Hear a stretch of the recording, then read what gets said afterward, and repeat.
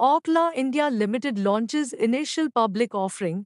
Bangalore-based Orkla India Limited, a multi-category Indian food company, has launched its initial public offering IPO. The IPO opened for subscription on Wednesday, 29 October 2025 and will conclude on 31st October 2025. The company's shares are proposed to be listed on 6 November 2025 on the Indian stock exchanges. This launch follows a successful anchor investment round, which raised Rs 500 crores from marquee investors like Nippon.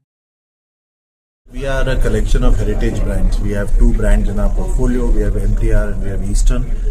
Both of these brands are catering into different categories. One is spices, where we have pure spices and blended spices, as well as we have convenience foods. And you know, MTR is very well known for its convenience food.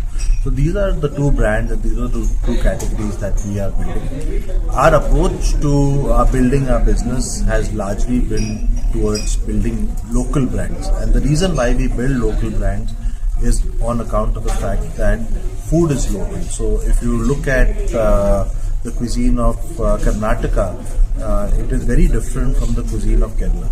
And the cuisine of Kerala, it's very different from the cuisine of Tamil Nadu. So even in South, which I think North Indians like me tend to look at it like a homogeneous set, actually is a heterogeneous set because it has different cultures, different languages and different cuisine preferences.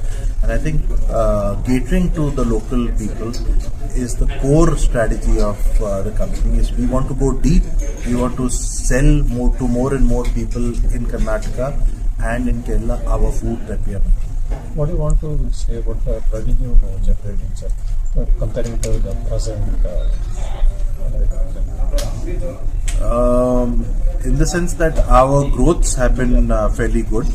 If you look at the long-term perspective in terms of our growth, you will see that between 2010 and 2020 we grew at about 13%. Between 2024 and 2022 and 2024 we again grew at 13.2%. Of course, today when you look at our growth over the last 3 years, they are a little muted and they are muted on account of two key reasons. I think one reason is the fact that we've seen a consumption squeeze come into the country, where we have seen that most FMCG products sales have slowed down on account of high inflation in the country and low income, low wage earning growths in the company. Therefore, the household budgets and the savings that have been there have got squeezed. And this has resulted in a slowdown in consumption. The second reason, which is very specific to our business, is the fact that spices has deflated over the last 2 years, which means that if you look at chili as a crop, we were buying chili in the market at about 120 to 150 rupees a kilo. That last year came down to 100 rupees to 110 rupees a kilo. And this year, we bought chili at 70 to 90 rupees a kilo. Now, considering this, that 60% of the market in spices is unorganized, we have to keep a very less premium between the unorganized market and the organized market. If the premium increases, the people who are there in the organized market will go to the unorganized market because they will not see value. So we have had to drop our prices. So therefore the value growths look very soft. But when you look at our volume growths, you will see that our volume growths have grown at about 5%. And in quarter one, numbers which are there in the RHP, you will see that our growths are at about 8.5% volume growth. So we are on a recovering trajectory, and I think we will continue to come back at some point of time to the double-digit levels.